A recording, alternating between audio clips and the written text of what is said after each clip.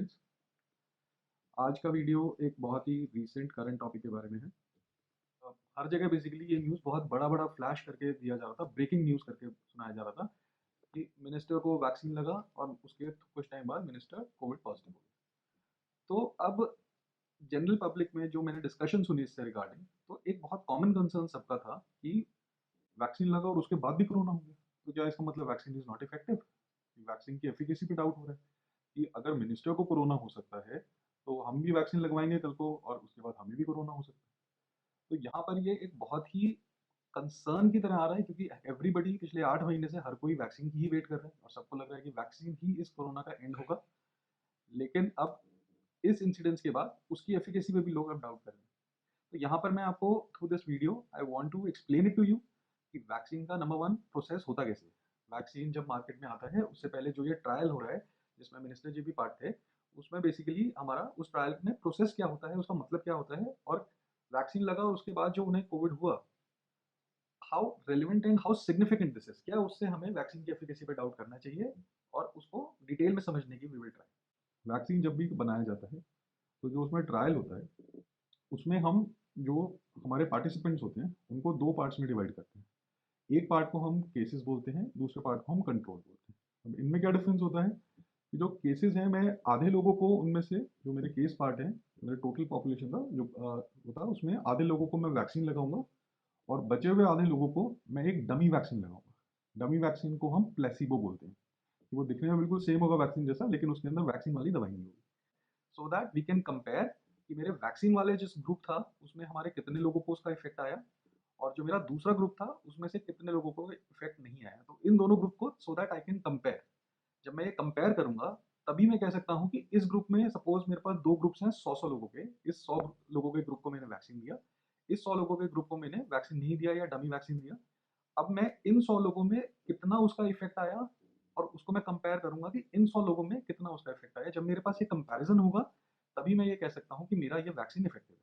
और ये सिर्फ वैक्सीन के लिए नहीं होता, ये आपकी कोई भी दवाई बनती है, चाहे बीपी या शुगर की कोई भी दवाई बनती है, उसमें ये ट्रायल इसी तरह कंडक्ट होता है। तो इस पूरे प्रोसेस को केस कंट्रोल स्टडी बोलते हैं। दूसरा पार्ट इसका ये होता है कि अब मैं किसको केस में रखूंगा, किसको कंट्रोल में रखूंगा, किसको मैं वैक्सीन दूंगा और किसको मैं डमी वैक्सीन दूंगा। ये ना वैक्सीन देने वाले को पता होता है, ना वो पेशेंट को पता होता है कि मैं केस में हूँ या कंट्रोल में हूँ। तो इसको, इस प्रोसेस को बोलते हैं ब्लाइंडिंग मेडिकली। पेशेंट, डॉक्टर जो दे रहा है और जो पेशेंट जो रिसीव कर रहा है, दे बोथ डजंट नो कि मैं इस वाले ग्रुप में हूँ, मेरे को एक्चुअली वैक्सीन मिला या मुझे ये डमी वैक्सीन मिला। This process is called blinding. तो अब ये जो मैंने आपको समझाया है इसका हमारे इस इंसिडेंट से क्या कनेक्शन है। तो हमें पहले ये समझना है कि जिस जैसे अगर मिनिस्टर को वैक्सीन लगा तो अब हमें एक्चुअल प्रोसेस के अकॉर्डिंग हमें ये नहीं पता कि वो केस आर्म में थे या कंट्रोल आर्म में थे। अभी ये डेटा जब पूरा ट्रायल खत्म हो जाता है उसके बाद पता चलता है। तो हो सकता है उन्हें वैक्सीन मिला ही नहीं था, उन्हें एक डमी वैक्सीन मिला था।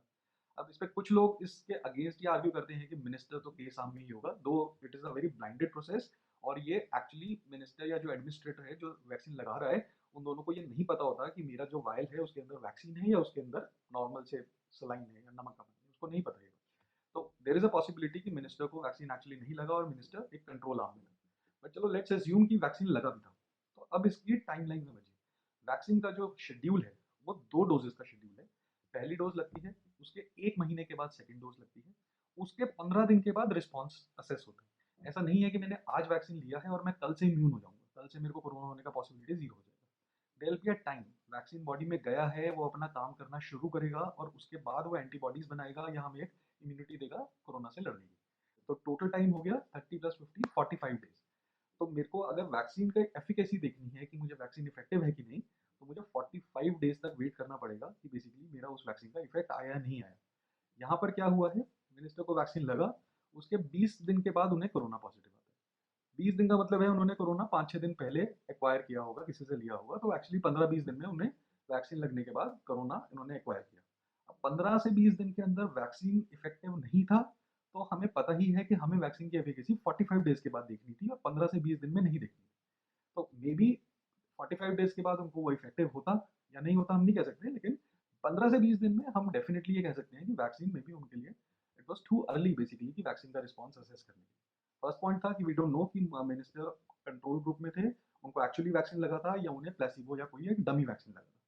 सेकंड पॉइंट ये है कि वैक्सीन बेसिकली उनका अभी ड्यूरेशन पूरा नहीं हुआ था, जो 45 डेज का रिस्क असेसमेंट था, उनको 15 से 20 दिन के बीच में ही कोरोना हो गया। थर्ड पॉइंट, और ये बहुत ही इंपॉर्टेंट पॉइंट है एक वैक्सीन के इफेक्ट को समझने के लिए, कि वैक्सीन बेसिकली हमारा काम कैसे करेगा। चाहे वो हम यूएस का वैक्सीन लेंगे, चाहे हम यूके का वैक्सीन लेंगे, चाहे हम इंडिया का वैक्सीन लेंगे, चाहे हम रशिया का वैक्सीन लेंगे, multiple vaccine going on, phase 3 trial जिनके चल रहे हैं।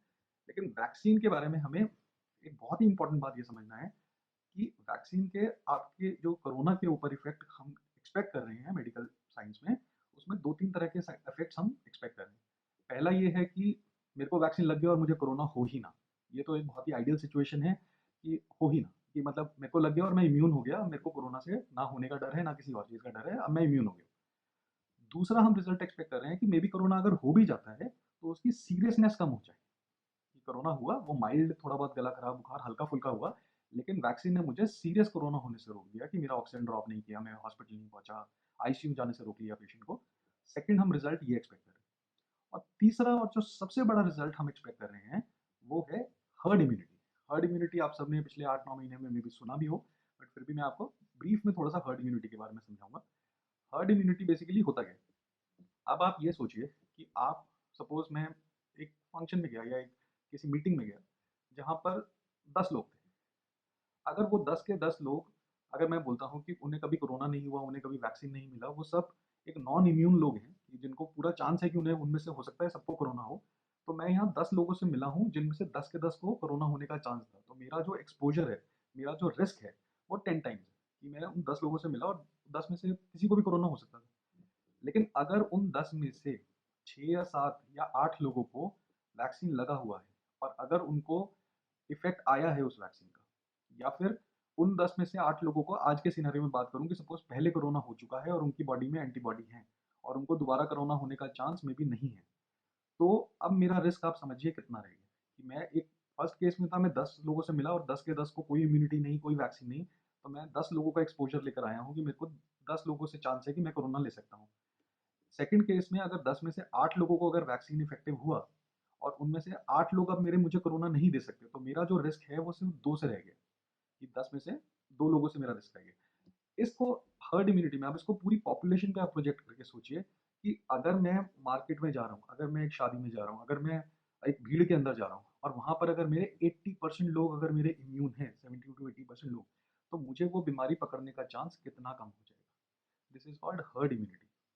अब वैक्सीन अगर पूरी पॉपुलेशन को लगा दूँ, अगर मैं बोलता हूँ कि वैक्सीन 60 to 70% भी इफेक्टिव है, मैं नहीं बोल रहा कि वो 100 लोगों को लगा तो 100 के 100 लोगों को इम्यूनिटी बनेगा, लेकिन अगर वो वैक्सीन 60 70 80% भी इफेक्टिव हुआ, तो अगर मैंने वो सारी पॉपुलेशन को लगाया और वहाँ पे मेरे 70 80% लोग इम्यून हो गए, तो मेरा जो कोरोना का फैलने का स्पीड है, अभी क्या हो रहा है कि एक बंदे को होता है, वो आगे 2 को देता है, दो आगे 4 को देता है, वो 4 आगे 16 को देता है, तो इस स्पीड के साथ कोरोना फैलता हुआ जाता है। लेकिन अगर मेरा आधे लोग भी या 60 70% लोग अगर वैक्सीन काम कर गया और मैंने सबको लगाया, सपोज 70% लोगों को ही काम किया, तो अब क्या होगा, अगर एक बंदा 1 से 2 को नहीं देगा, क्योंकि उनमें से एक बंदा इम्यून हो चुका है, उसको अब कोरोना नहीं हो सकता, तो वो एक एक को देगा, वो आगे 2 से 4, 4 से 16, और इस तरह से कोरोना हमारा फैलेगा। तो जो ये हर्ड इम्यूनिटी का कॉन्सेप्ट है वैक्सीन के इफेक्ट के लिए, ये सबसे सबसे सबसे ज़्यादा इंपॉर्टेंट चीज़, कि मैं एक मास लेवल पे पॉपुलेशन को आप वैक्सीनेट करो, इम्यून करो, ताकि वो जो स्पीड है फैलने की, 1 से 2, 2 से 4, 4 से 16, वो मेरी रुक जाए, क्योंकि आगे वाले बंदे को अगर वैक्सीन काम कर गया था, तो हमारा उसको कोरोना होगा नहीं और मेरा फैलने का स्पीड रुक जाएगा। तो इसीलिए गवर्नमेंट या कोई भी कंट्री की गवर्नमेंट ये मानती है कि अगर एक वैक्सीन 60 70% भी इफेक्टिव हुआ, तब वो हमारा ये पैंडेमिक को रोकने के लिए काफ़ी है। 90 95% 100% हुआ तो वो तो और अच्छी बात है, कि मेरे को कोरोना होने के चांस ना के बराबर हो गया, 100 में से मेरे 90 95 लोग अगर मेरे इम्यून हो गए। लेकिन अगर कोई वैक्सीन 70% 60% भी इफेक्टिव है, उसने मेरे 70% लोगों को अगर इम्यूनिटी दे दिया और वो कोरोना नहीं पकड़ सकते तो वो आगे फैला भी नहीं सकते, तो अगर वो फैलाएंगे नहीं तो कोरोना ऑटोमेटिकली कंट्रोल में। तो ये हर्ड इम्यूनिटी का प्रिंसिपल बहुत इंपॉर्टेंट है। अब वही, I come back to the topic, कि अगर मिनिस्टर को हमारा कोरोना हुआ, तो ये हमारे लिए क्यों रेलिवेंट नहीं है। नंबर वन, कि हमें नहीं पता कि उन्हें वैक्सीन लगा था या उन्हें प्लेसिबो लगा था, कि उन्हें एक डमी वैक्सीन लगा था, वो ब्लाइंडिंग होता है, वो किसी को नहीं पता होता। नंबर टू, कि उन्हें जो कोरोना हुआ वो वैक्सीन लगने के 20 दिन के बाद हो गया, जो हमें इफेक्ट वैक्सीन का दिखना था 45 डेज के बाद। और नंबर 3, अगर मैं ये दोनों पैरामीटर्स हटा भी दूँ, मैं बोलूँ कि हमारा जो कोवैक्सीन होगा या कोई भी और वैक्सीन होगा, से वो 60-70% ही इफेक्टिव है, कि 10 में से 7 लोगों को ही बचा पाएगा इन्फेक्शन होने से, 3 लोगों को इन्फेक्शन वैक्सीन लगने के बाद भी होगा, सपोज़। इवन देन अगर मैं एक मास लेवल पे पॉपुलेशन को अगर वैक्सीनेट करूँगा, तो जो ये 60-70% एफिकेसी भी वैक्सीन की होगी, ये भी मेरे लिए it will be good enough to stop my pandemic. तो ये हमें बहुत ही क्लियर कट समझना है, ठीक है? And we need to spread this so that जो एक मिसकम्युनिकेशन और जो आजकल Twitter, Facebook, everywhere it is, ये मीम की तरह सर्कुलेट हो रहा है, people are laughing about it. तो हमें ये एक मिसकंसेप्शन लोगों को क्लियर करना है कि vaccine is going to be effective. उसके ट्रायल्स हो रहे हैं, ट्रायल्स प्रॉपरली तरीके से, it is a very fast trial, लेकिन वो प्रॉपर तरीके से हो रहे हैं, और उसके रिजल्ट्स अभी तक तो पॉजिटिव ही आ रहे हैं।